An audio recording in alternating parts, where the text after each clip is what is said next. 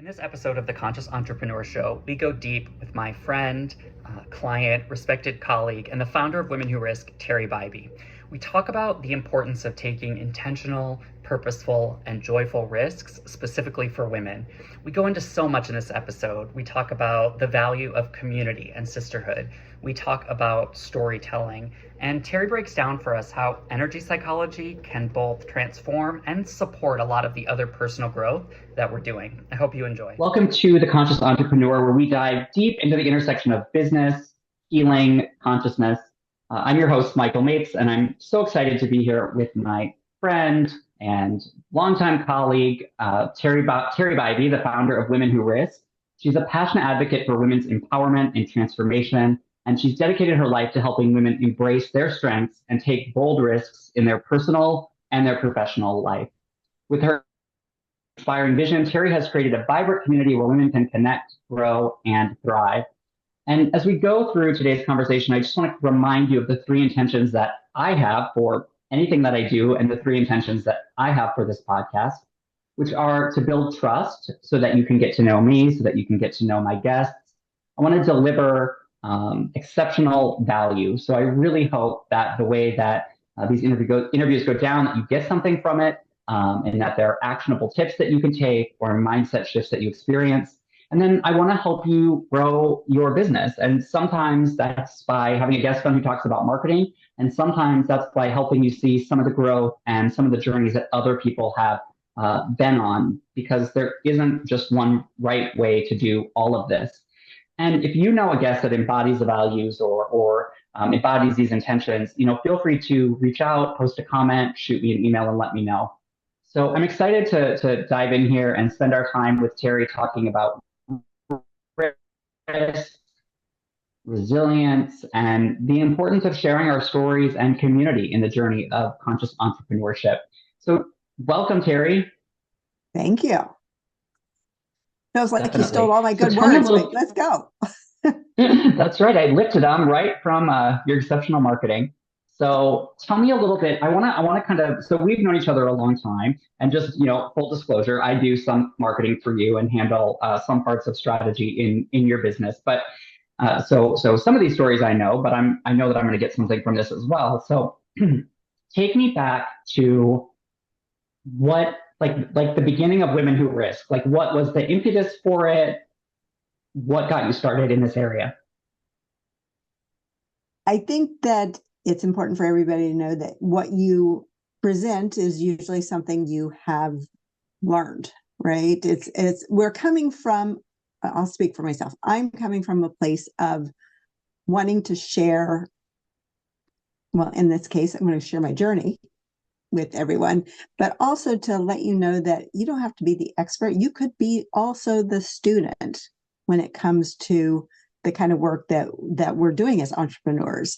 And this really started when I was trying to figure out what my business was. And it became really clear to me that it was really risk-based. And I'm going to say that from the perspective that I was taught through my youth, through young adulthood, even into, 30s, maybe even 40s, honestly, that there was a certain way to do things. And that certain way really set a limit on what I could do from a creative perspective, an exploring perspective. So my risk quotient was quite low. I was supposed to be a cog in the wheel. I was supposed to do it only a certain way. And it's usually how somebody else said I was supposed to do it, rather than what I was supposed to do from my own inner knowing. So I realized through, a lot of that, through discussions, through my own, and the word just left, ruminations, that's not really the word, but it gets us there, of what I was experiencing was that if I were wanting to really get somewhere in my life, building my own dreams, pursuing my own passions, that I was going to have to take a risk. In fact, nothing was going to be possible without taking a risk, without stepping out of my comfort zone, because anything I wanted to create was going to be new, even if it's based on concepts that I already had or things that I wanted to work on that maybe I'd been working on for a while. But to really get it out there, I had to take a risk. So any possibility was based on the willingness to take a risk. And I mean, that's literally where Women Who Risk came from, is me realizing that I had to take a risk to be able to create what I wanted to create in my life, to pursue my passion. And even from the perspective of living my life.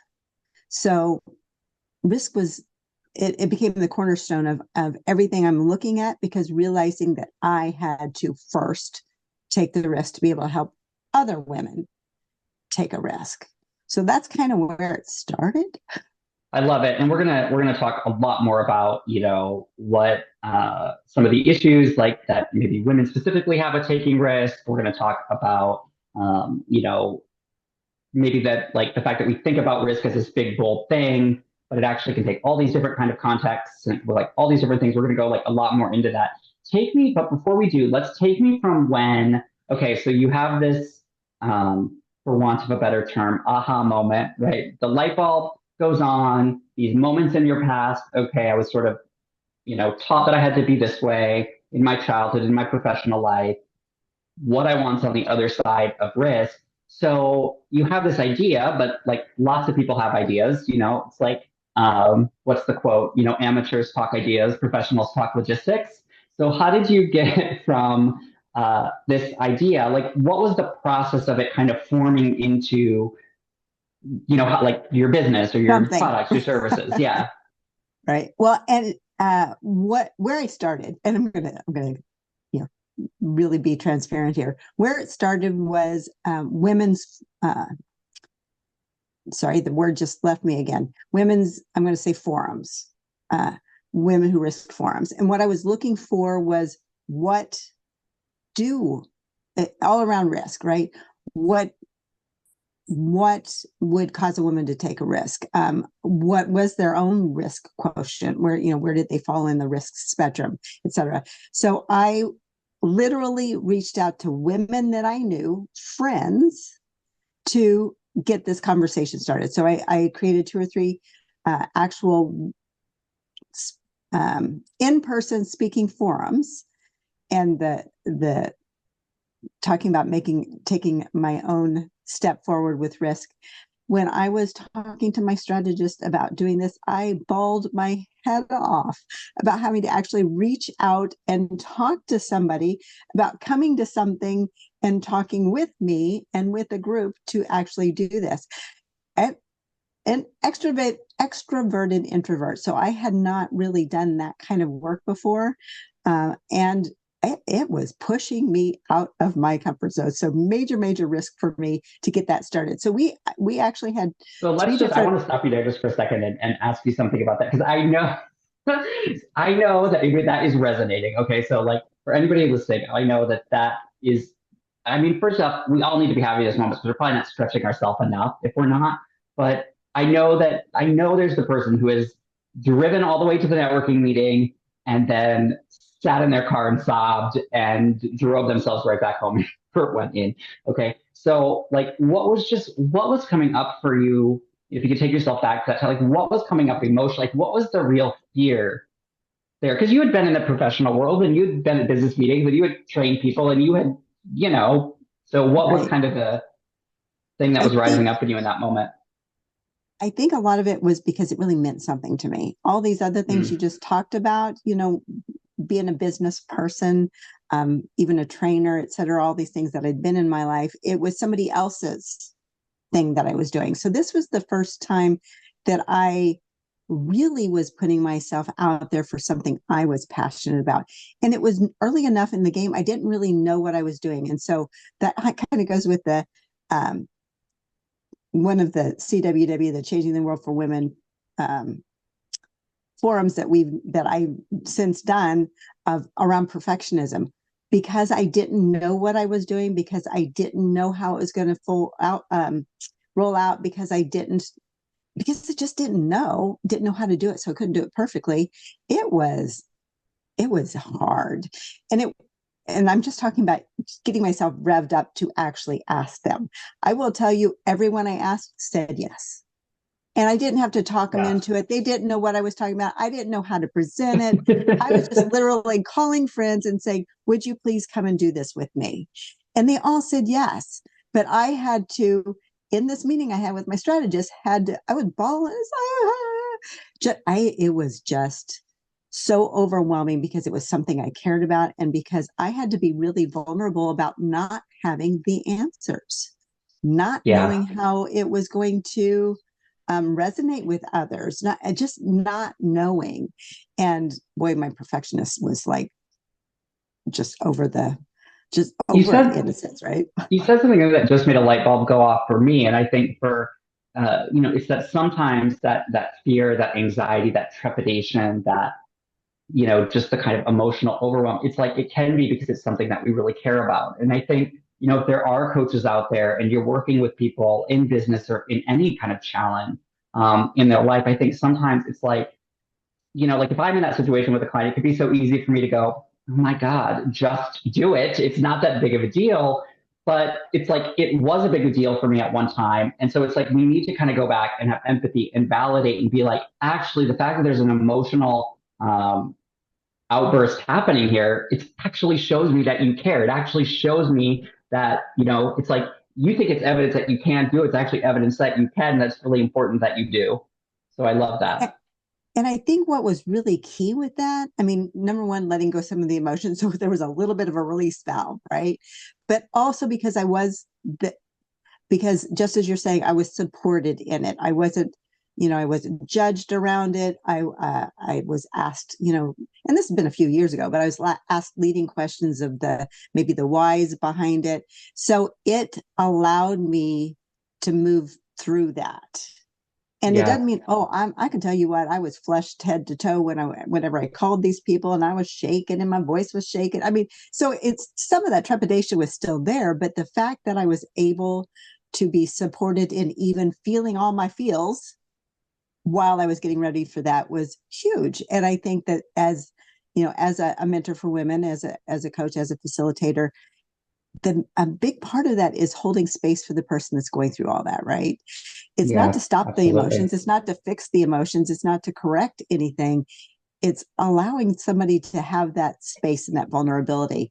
And, so me taking that risk allows me to stand from a real place of knowing about that vulnerability and holding that space for others. So and I think then too, the other thing about Lisa that I really like is it's like you were willing to honor your own experience, but at the same time challenge like maybe the story that you had made up, right? Which is that people don't want to hear from me, or maybe I really don't have anything to offer them.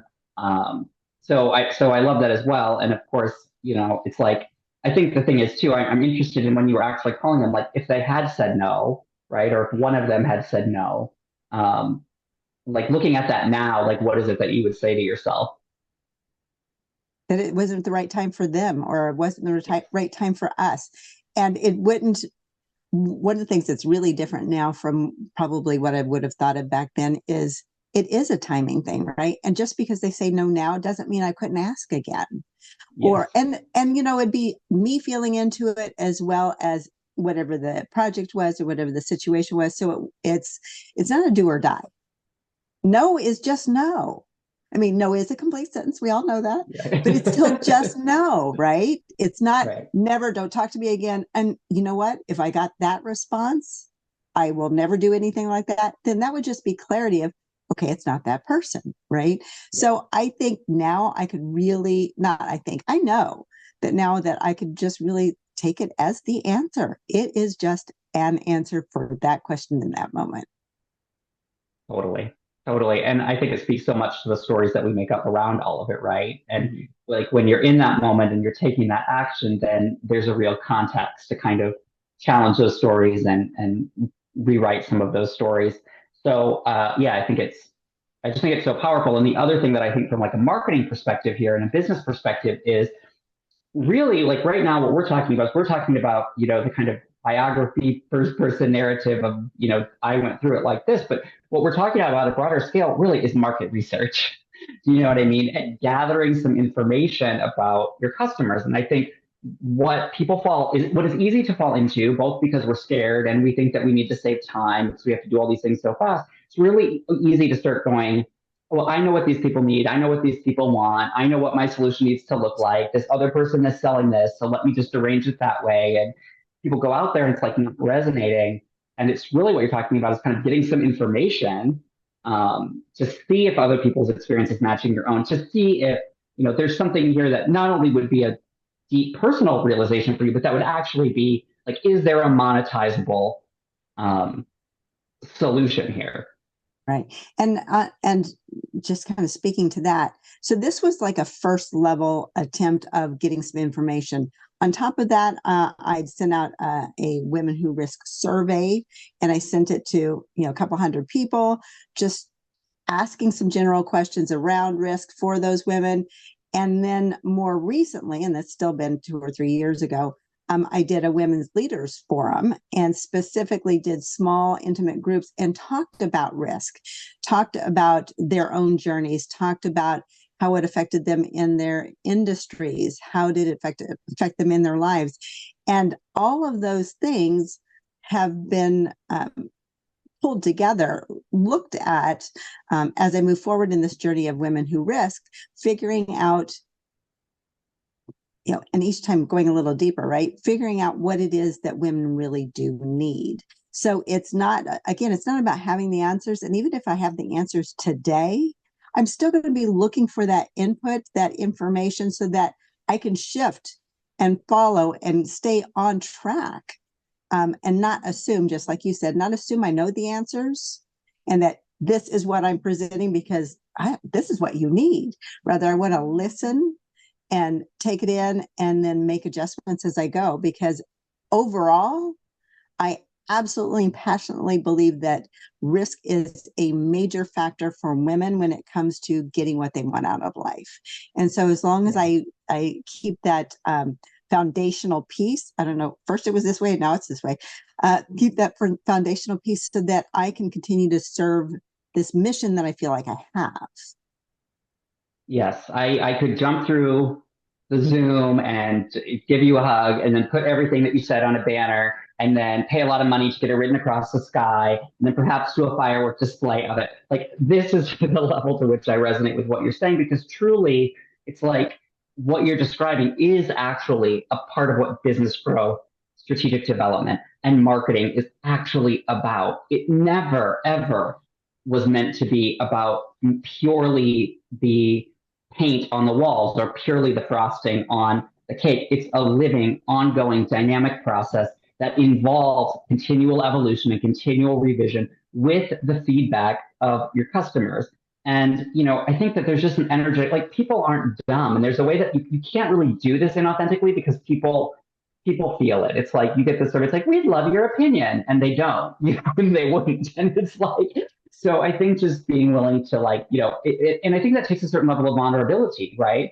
Because it's like, yes, I have expertise, and yes, I have some thoughts and opinions and useful information and things that I can offer to you and some value that I can provide. And at the same time, I don't have all of the answers, right? I want to grow and be responsive to you as well. And I think sometimes it's like we're so afraid of looking imperfect, like we don't have that answer. Like, do you know what I mean? And I think that some of those people think this will turn people off. What it does actually helps you build relationships with people. Right.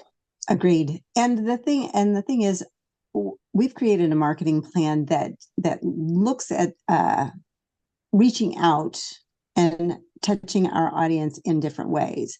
And for a couple different reasons, right? Because not everybody's going to read email, not everybody's in Facebook and all these things. And what's really important half step back. So what's really important on all of these ways of reaching out and these ways of marketing is not just about selling. Of course, do I want to have, paying clients? Absolutely. Of course I do. It's a business. However, what's most important to me in all that is making sure that there's value perceived every time we reach out. So even though there's going to be marketing emails that are specifically, or, marketing touches that are specifically, I'd love you to be my client. In reality, what I'm looking to do is show you the value that you will get with working with me. So everything from our Empower Her newsletters on LinkedIn that we're now also emailing out, as far as the different types of social media touches that we do, everything from a little more interactive to just what's going on. I've started some Facebook Lives. We're using clips from different interviews and such, so that they can actually get a sense of me as a person, me as a woman who takes risk, and me as a businesswoman, to see if I'd be somebody they'd want to work with. So there's just a lot, I think, to consider. And for myself, for example, I'm not personally really great at say Twitter or Instagram or some of these. So then I look for help to help get the word out. Maybe it's my age, I don't know, but Facebook is the one I'm probably the most comfortable with. But there are different ways that we need to reach out. So being able to find the right contacts that can help you with the work that you're not good at, I think is part of being a good leader, is having the right people around you that can help you serve your client best. Yes, absolutely. We could just talk about that all day, but I am gonna just move us forward. I love all of that, and I really just am so passionate about being willing to just get that feedback from your clients or your friends, and just to highlight what Teri's saying. It's you have an idea and you want to kind of do some idea testing on it. I think any of these processes that Teri mentioned, you don't have to maybe do it as a forum or whatever like she did, but you can sort of get some friends together informally and just listen to them talk, and have a few great questions that you kind of and see how they play off of each other. The same thing with the survey. You can set up a Google form, super simple. Just send it out as you meet somebody. I don't think anybody wasn't happy to fill it out if we just asked them directly. People, I think that's the one thing too that's kind of opened up from all of this for me too, is that people are, yes, they're looking for information and solutions to their problems, but people are also looking to be heard, and they have a lot of insights that nobody else has. And so if you can create a little space to gather that, there's so much richness in it for you. Let's talk about, I want to dive into risk. Okay, so you have this illuminating moment, you gather some information, starts kind of forming into, a business. So tell me, before we kind of go into the ultimate of what it's become and what you're doing now, talk to me about some of what you learned about risk, responsibility, and why you chose to focus specifically on women. Why is it called Women Who Risk, not Dogs Who Risk, or Men and Women Who Risk, or why is or my favorite, Teacup Piggies That Risk. Well, I think part of it is knowing your audience. So one of the things that I realized, I've been doing mentoring of one sort or another for about 26 years, and it just has come about that it's been women. I might have a man here or there that's come forward, but by far the people that are drawn to me are other women. And so again, knowing your audience. As I have gone through my career, becoming a businesswoman, part of what I realized for myself is I've always been a leader. So in turn, what the women that I think that I am going to be most helpful with are women leaders. So I feel like I lost the train of the question. Yeah. Help me out. Why? So that was the why women. Yeah. That's the why. Yeah. And what about risk have you learned? Okay. What I was also going to say is, and it fits this question you just asked as well, is one of the things that really became apparent when I did all these studies, right? And I've talked to all these women, is that risk is different for women. Risk is viewed differently by women, and risk is viewed differently for women. From an early age, boys are go out and play and have fun and take risks. And it was really encouraged in their lives as young boys, where women, little girls, were about be careful, be nice, and really not taught to take risks. And then if we look further into life, when you are, say, in a business arena, then men, I'm just going to say it like I'm thinking of it. It's the good old boy thing of where a man was like, oh, come on, let's go. And we're going to, take this risk and we're going to try this new thing. And I love that you came up with ideas. This is his arm around his shoulders, right? Yes, yes. So it's very, very common to hear men coming up with ideas that are new, that are perhaps risky, and being supported in having those ideas and even taking action on those ideas. Whereas with women, they weren't mentored or have not been, maybe still aren't, mentored in the same way by, say, other women on how to bring it forward and how it will be received. And part of that is where we get the assertive versus aggressive BS that women get in the business world. I mean, there's a lot of patriarchal kind of energies that I think we're still dealing with. And I am not out to diss the men. It's not about slamming the men. What I want is that we bring the women up into some, they talk about equal pay. How about equal play? Equal play when it comes to board meetings, equal play when it comes to regular meetings, equal play when it comes to, agenda items, risk taking, et cetera.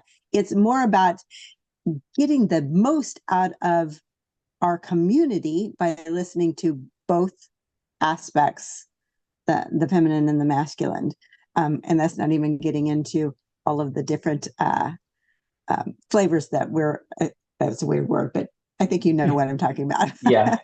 Well, and I think too, it's absolutely. I mean, and also it's like, okay, men are also burdened and hurt by patriarchy. That's not to equivocate and to say that the experience is the same, but it's like all these people in modes that are not, truly authentic to them, or their authenticity is never able to flourish. I think is where so much of the problem is created. And what I was thinking about is you were saying that it's just all of these other considerations sometimes maybe that women have to have. Like I was just thinking that it's like for a man to spout off a million ideas in a meeting is like, oh, he's so prolific. He's so, you know what I mean? It's like, look at all these ideas. But, for a woman to kind of brainstorm in that way, it's like, she's a ditch, she's a bimbo. There's just like whole category. There are whole categories of like personality types that we have for women for which there is no equivalent for men.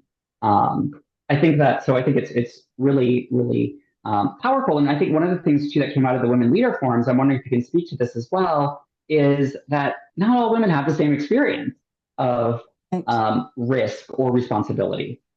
Yeah, it was very interesting and very curious because actually the majority of the women were kind of the same, kind of. Yeah. And I can expand on that in a moment. But there was one woman that said, I've had none of these issues. Things have been great for me. And it was just a little eye-opening because, you kind of get it in your head. It's like this for everyone. I mean, even I was kind of thinking that. And so it was a really great, especially for that particular forum, to hear this different perspective. And it was a little uncomfortable, honestly, because we all kind of had this idea. And I was so grateful that she was willing to step up and speak out, just like we want everyone to be able to do, especially women, to say that wasn't my journey. When in actuality, for the most part, there was some similarity, and even in different industries, but different industries made a difference too. If it was an industry that was more male-based, then that woman had to approach things in a different way. Whether it was easier or harder, I think it depended on the woman and the situation. But they're all considerations on how things are going to play out for each individual. Plus, if you're a woman that's more comfortable in being in a leading role, you're probably going to be more comfortable standing on your own, even if you're not meeting the status quo of the other people in your industry or in your agency. So many factors to consider, which is a big part of what we're looking at when we look at the Changing the World for Women forums and the different themes we have, as well as how I would address mentoring with different individuals. It's never going to be the same, because each person is going to have a different journey and different goals. I love that. And I think it's such an important thing for people to understand that if they do decide to work with you or they do decide to check out the Change in the World for Women or, just get some of your free materials, which, we'll talk about, which are incredible. And, just had a friend the other day download your Unlock Your Inner Courageous Leader. Said she hasn't slept as good as she slept after doing that in months. And so it's like, I think what's so important for people to get if they do engage with you, whatever level that might be, is that that you're not you're not peddling an ideology. What you're peddling is this opportunity for more possibility and more transformation. That it's not that you have to show up and have had this one experience or think about risk in this one way or think about responsibility in this one way or think about professional success in one way. That so much of actually your work is sort of about questioning and redefining these categories for ourselves, right? Because the categories themselves have become, have been problematic over time. Like the idea of success, right? It's like, which tells men they have to be one way and women they have to be one way and tells both of them that they have to place a certain type of capitalist success above all else. Like these are the things that you kind of help open up for people and help them kind of chart a path that is maybe really true to who they are. Absolutely. I think that's absolutely key when it comes to the work that Women Who Risk does, is really looking at the individuals. Even though we have some overarching themes, it's looking at the individuals and what they bring to the table, whether it's what they bring to the table are the issues and traumas they've experienced, or what their overall goals are. Because again, some of those are going to be similar, but they're going to play out in different ways for each individual.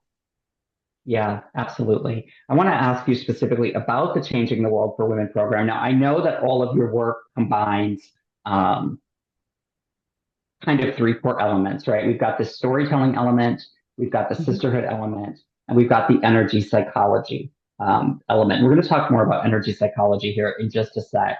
But I think of the Changing the World for Women program as kind of the antidote to what you talked about a few minutes ago. I look at it as sort of the antidote to the old boys club, because it's a place where women, whether or not they've got that support in their industry, whether or not they've got that support at home, whether or not, it's like this is kind of a place that they can go. And so I'm just wondering if you can speak to what the program is, and who it's for. Yeah. So the changing, excuse me, got me all choked up about it. Hold on one second. No problem. So the Changing the World for Women, first I'm going to say that part of the reason I am really passionate about it is because it's a way for women to take risk in a kind of a gentle, easy first step. Because what we're looking at is group work. So not only are you coming together with like-minded women that are drawn together because of maybe the theme or the issues that they're having around the theme, but it's like-minded women coming together to support each other in the journey, telling their stories, witnessing for each other, and then experiencing this shift in resonance change together. So that alone is huge, because so many times we are kind of left drifting in the wind and don't know what steps to take, right? So this is giving people an opportunity on a 1.5 to 2 hour basis per month to make major changes in their lives. And we address a variety of topics that oftentimes is what is kind of up in the moment, what I'm noticing in the world, what I've been hearing from my clients, addressing those issues that are prevalent in the moment for these women. And because of that, it's really opening the door to so many women to have that, like you talked about, and which is, my whole concept is having that sisterhood, having that storytelling, which just that alone can help build confidence. And the fact that it's being witnessed and supported, and it's really a safe place so that you can delve pretty deeply into the issues you might have around it and have that support and realizing the opportunities that are available with it. Because we're going to always look at both sides. We look at what the issues you're experiencing now are and how can we transform them? What actions can we take? what intentions do we want to set to turn that around for us so that we can move forward, so that we can cope with those challenges and come up with really positive opportunities from them. So that's really the basis of the monthly meetings, those monthly sessions, monthly forums, is to have that opportunity. Yeah, I love it. And for those of you who know me, like, you know that my favorite website is like academia.edu, and my relaxation is, complicated journal articles. And so, I'm just painting a scene for you about why I am the way that I am here. But the research, I think, about what you're talking about, I mean, it's like the research on the benefits of storytelling. I mean, it's shoulder deep.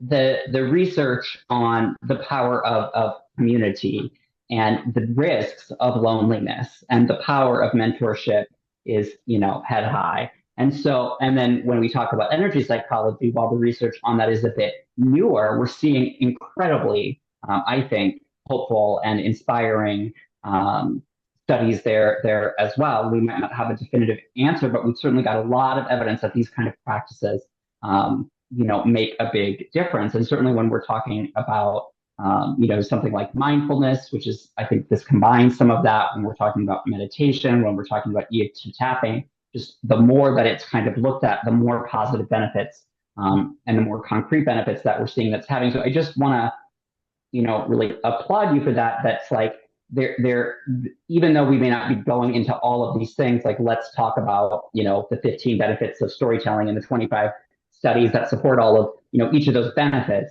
that there really is quite a base of research behind what you're doing. And I think that's incredible because it combines both this kind of individual experiential, subjective kind of, research. It takes some of these data from the survey, and then it also is kind of built on this foundation, heavily supported by academic research. And so anyways, I just totally applaud you for that. I want to ask you one last question about, I know you have different ways that people can work with you, and then I want to talk a little bit about energy psychology. But if the Change of the World for Women program, it's like, I'll just ask it bluntly, like, do I need $1 million to join this program?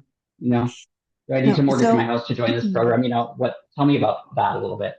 Actually, it's really affordable, and that was part of why I decided to do this as group work, is because then I can make it very affordable. So it's anywhere between $25 and $30. It's $24.95 and $25 and $30, depending on if you want to just sign up for 1 month or if you want to do a subscription and do the monthly. And the people I have in it right now are doing monthly subscription because they find something of value every single month that we come together. And again, I wanted to make this as low risk as possible and yet as high value as possible. So the price tag's low, but the value is immense because you do every single month, every single session come out in a better place. And that kind of leans right into the energy psychology, if you want me to touch on that a little bit.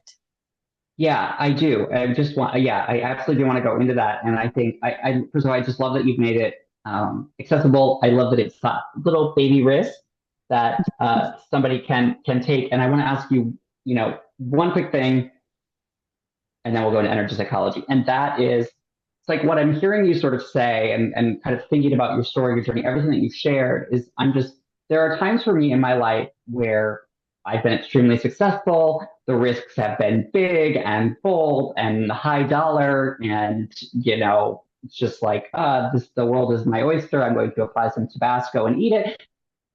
Like that's, the moment that I've been, and I've also been, for those of you who know me, at some pretty low places as well, where it feels like the risks were so different. The risk was getting out of bed some days, right? The risk was forgiving myself if I couldn't get out of bed the day before.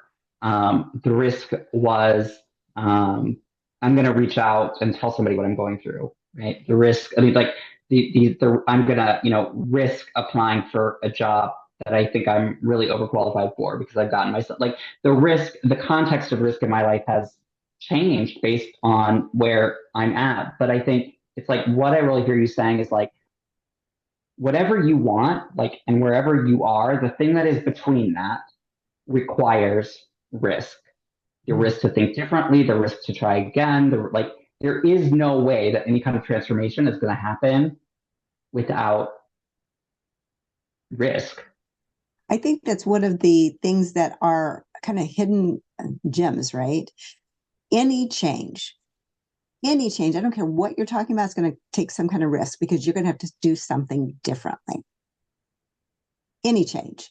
So if you want to make a change in your life, no matter how small, no matter how big, there's going to be risk involved. The gift here is knowing it, addressing it, and taking that risk factor and utilizing it to get to where you want to go. So that's really what Women Who Risk is all about. What do you need to know about the risk factor involved and how to best address it, use it, do it, take that risk to get to where you want to be? And one of the risks that I know that you talk a lot about, that you write a lot about, and I do encourage you all to check out Teri's really pretty popular newsletter on LinkedIn called Empower Her.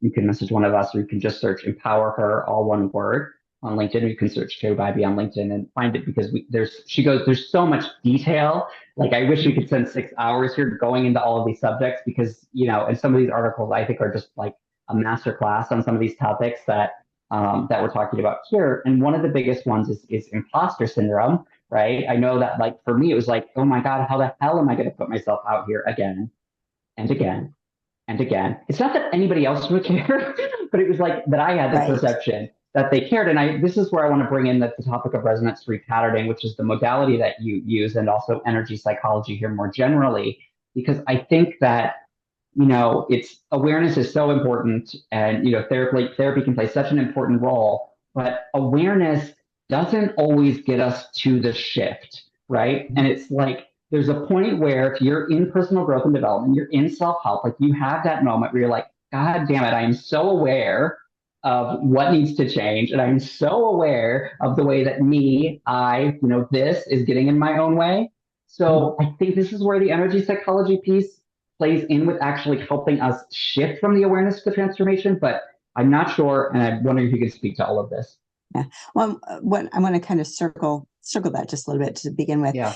So, imposter syndrome, perfectionism, self-doubt. I think those are the three top saboteurs, self-saboteurs, right? Are those three things. And so when we're what's looking, possible for you if you deal with those things to even, right? Yeah. I mean, and when I go back to where I was bawling because I had to talk to people, what were those three? It was those three things. It was those three things, right? Yeah. So one thing piled on top of the other.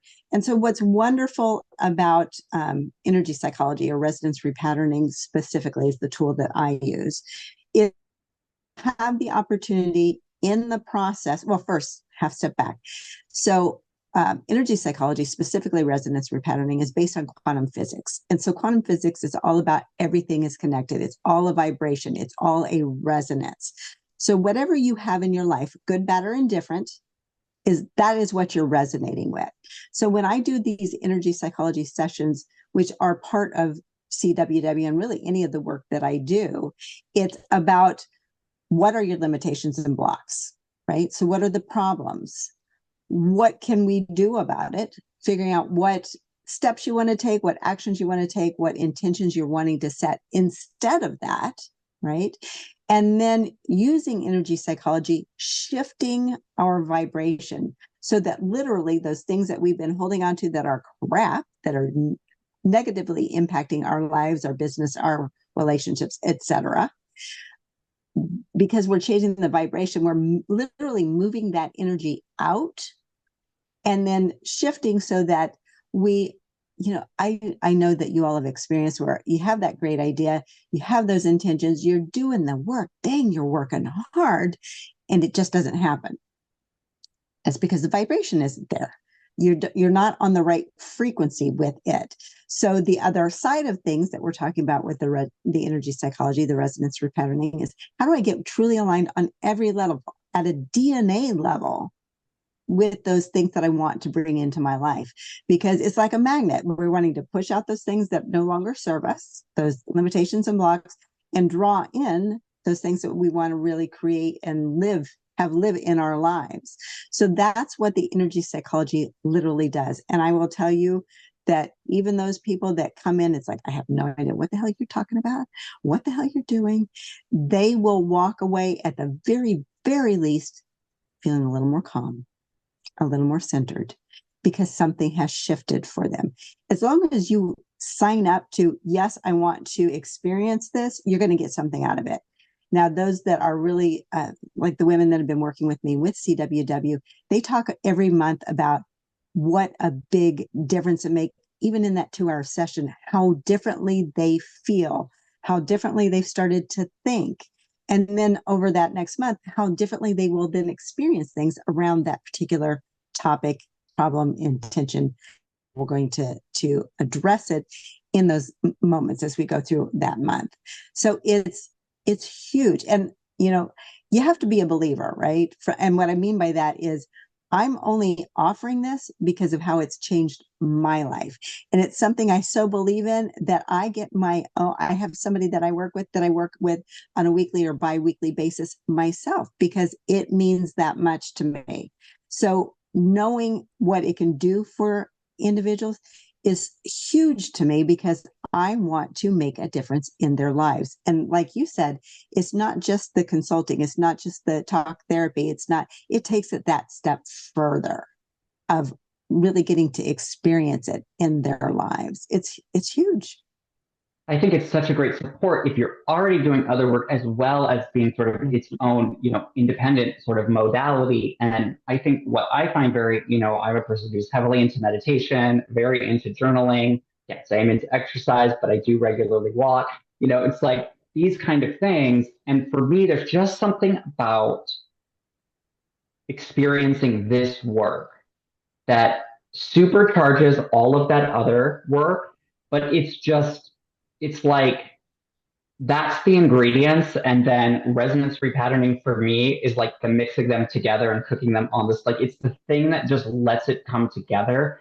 And it just very nicely to me makes use of the cognitive, addresses the emotional, taps into the wisdom that we often overlook in our physical bodies, The and unconscious. to Mm-hmm. my belief system is also the spiritual. Now, you don't need to have that belief system to fully benefit from this at all. Do you know what I mean? And I think it's something that it continues to work over that week, over that month in ways that I think are pretty extraordinary. I'll just share one personal testimonial from you. We did a resonance repatterning before, pretty soon after I think I was in recovery, and I was applying for jobs, and I had gone into this place like to interview as a cashier, and I ended up getting offered the grocery manager job. So I had a big interview then with the store manager, and I had a resonance repatterning with you, and I think 48 hours later I had the job, or 24 hours later I had the job, or something like that. So it just it was, I can speak to the kind of practical result of it as well. I want people to know where they can stay engaged with you or get engaged with you for the first time. Like, what's the, if people are like, I need this, and if you're watching this, you're probably one of those people, I'd imagine. I'm like, I need to go reread more of Teri's work after listening to this. So where can they do that? Like, how can they continue to, besides rewatching this interview and liking it and commenting and also sharing, thank you, where can they stay engaged with you? Well, let me start it from the perspective of, okay, my brain is totally bouncing around. Let me just offer up one thing to start with.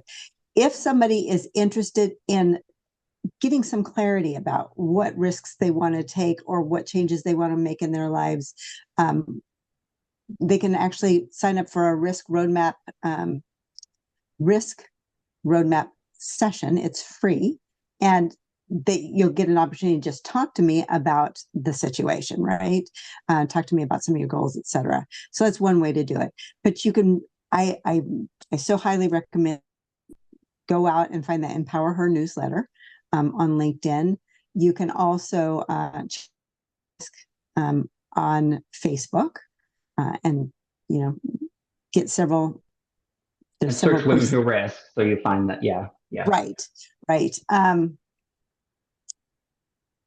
Okay, then my brain just whoosh. So I will also put the link for the risk roadmap session into the description of the show, so that if people want to take advantage of it, you can just look in the description below or the notes for the show, and then I will, and then they can, get right to you. I mean, I think that's a no-brainer. I'm like about to go sign up for a risk roadmap session for myself, but I did just refer, a friend to you the other day, because I was like, she's got some challenges, some health challenges that she's dealing with, and to just be more confident, kind of rebuild. And this was just like, yeah, obviously no-brainer, first thing to come to my mind. Teri, I have, go ahead. I was just going to say, and just if you want to check out my website and see what all is available, just womenwhorisk.com will open the door for you on all of these things that we've mentioned, and including the Changing the World for Women, if you wanted to check that out. If you're looking for mentoring, if you just want to do the risk roadmap session, all of those things you can find there.